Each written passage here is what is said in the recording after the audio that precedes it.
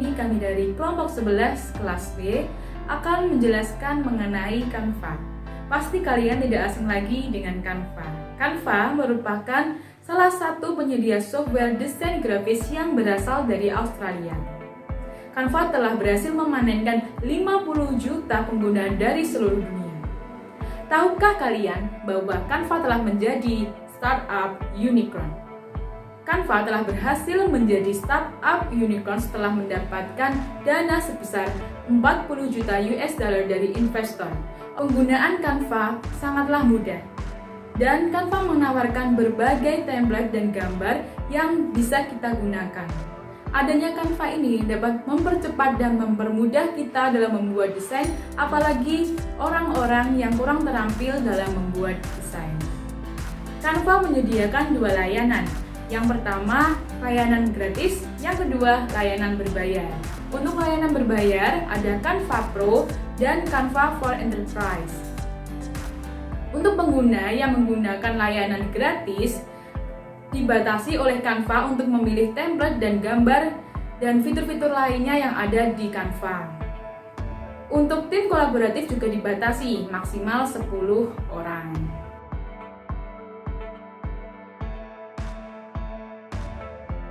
Bagaimana Canva terbentuk? Canva lahir di ruang tamu rumah ibunya Perkins di Perth, Australia. Di situ, Perkins yang masih berusia 19 tahun menciptakan Fusion Books, sebuah alat desain online yang memudahkan para siswa dan guru untuk membuat buku tahunannya sendiri. Ia mendapat bantuan dari sang pacar, Cliff Albrecht, yang kelak ikut mendirikan Canva juga. Sebetulnya, Perkins tidak mengambil jurusan desain grafis saat kuliah loh. Tetapi, dia jatuh cinta dengan desain grafis selama tahun pertamanya kuliah di jurusan media digital tahun 2005 silam.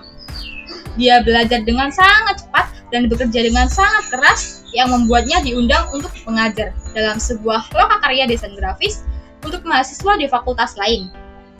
Pada saat itu, dia mendapati mahasiswa kesulitan mempelajari dasar-dasar desain grafis.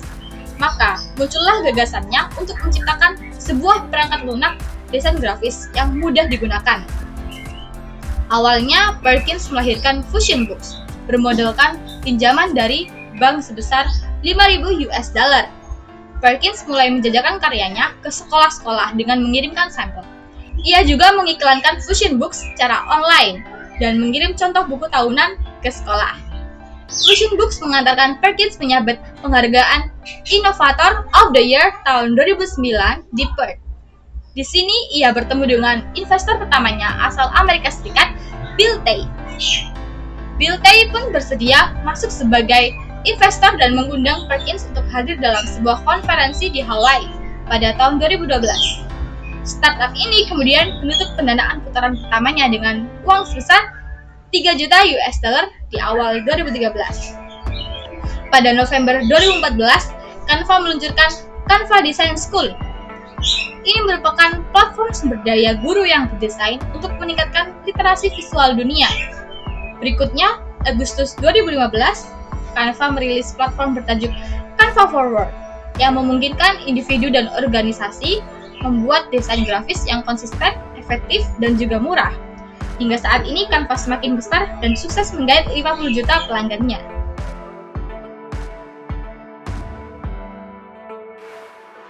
Orang di balik aplikasi Canva ini? Ya, dia adalah Melanie Perkins. Melanie adalah salah satu CEO wanita termuda yang memimpin startup teknologi senilai lebih dari 1 miliar dolar. Melanie telah mengumpulkan lebih dari 166 juta dolar dari investor termasuk dari pendiri Google Maps, Lars Rasmussen, Yahoo, CFO Ken Goldman, dan dana seperti Bond, General Catalyst, Felicis Ventures, dan Blackbird. Melanie lahir di Perth, Australia pada tahun 1987. Ia memilih komunikasi, psikologi, dan perdagangan sebagai topik pendidikannya pada saat ia belajar di University of Western Australia. Ia kemudian memutuskan untuk keluar dari universitas dan membangun Fusion Books, perusahaan pertamanya.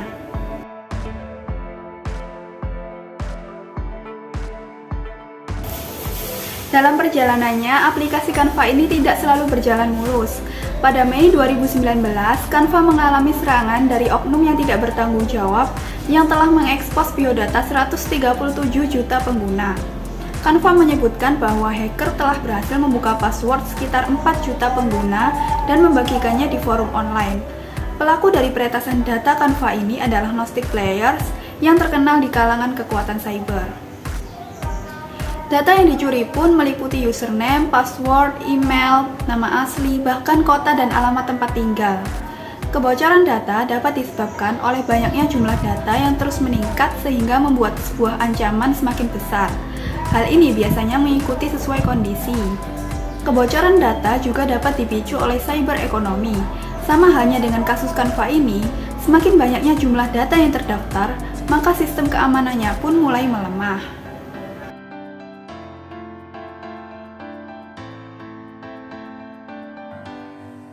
Perjuangan dalam mendirikan Canva.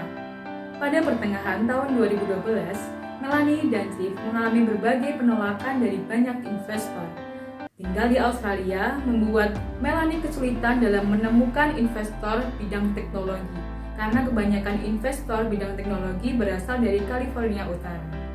Demi memperjuangkan Canva, Melanie dan saudaranya tinggal 3 bulan di San Francisco untuk mengajukan proposal sebanyak 100 kali, tetapi semuanya gagal.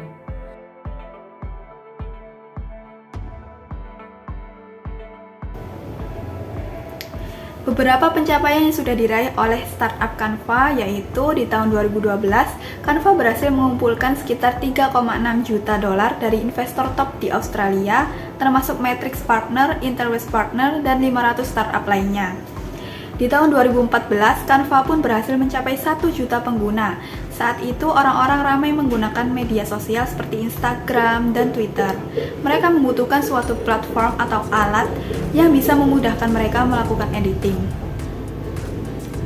Selama tahun 2016 sampai 2017, pendapatan Canva meningkat dari 6,8 juta dolar menjadi 23,5 juta dolar. Pada tahun 2017, perusahaan meraih keuntungan dengan jumlah pelanggan berbayar mencapai 294.000 orang. Di tahun 2018, Melanie mengumumkan bahwa perusahaannya meraih 40 juta dari Sequoia Capital, Blackbird Ventures, dan Felicis Ventures. Atas capaian tersebut, nilai valuasi perusahaan menjadi sebesar 1 miliar dolar. Di tahun 2018, Canva masuk ke dalam daftar startup unicorn. Sekarang lebih dari 30 juta orang dari 190 negara menggunakan platform desain tersebut dan ada 3 miliar desain yang sudah dihasilkan dari para pengguna Canva.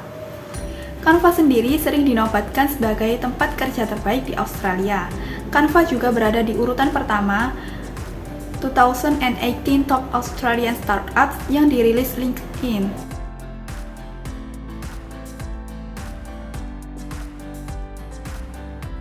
Akuisisi perusahaan Canva. Yang pertama, tahun 2018. Perusahaan mengakuisisi perusahaan rintisan Settings dengan jumlah yang tidak diungkapkan sebagai bentuk ekspansi dari perusahaan. Kemudian yang kedua, pada Mei 2019, perusahaan mengumumkan akuisisi terhadap Pixabay dan Pexel yang merupakan situs fotografi gratis dari Jerman yang memungkinkan para pengguna Canva dapat mengakses foto-foto mereka untuk membuat sebuah desain.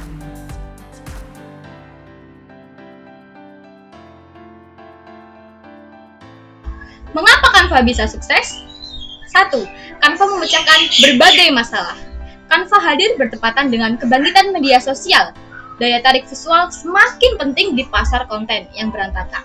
Dan Canva memberi pengguna manfaat desain grafis tanpa perlu mempekerjakan desainer grafis. Ini juga memberikan keuntungan loh bagi bisnis kecil. Restoran sekarang dapat merancang menu mereka sendiri dan bisnis juga dapat membuat selebaran mereka sendiri. Yang kedua, model freemium. Canva beroperasi pada model freemium yang memungkinkan penggunanya mengakses perangkat lunaknya secara gratis. Ya, gratis. Pendapatan perusahaan berasal dari peningkatan penjualan ke versi premiumnya, seharga $10 setiap bulannya, dan mencakup fitur yang lebih baik tentunya. Kemudian yang ketiga, produk yang intuitif. Program ini intuitif dan memungkinkan siapa saja menjadi penerbit. Perkins sangat menyukai pemberdayaan dan ingin penggunanya merasa diberdayakan oleh produk.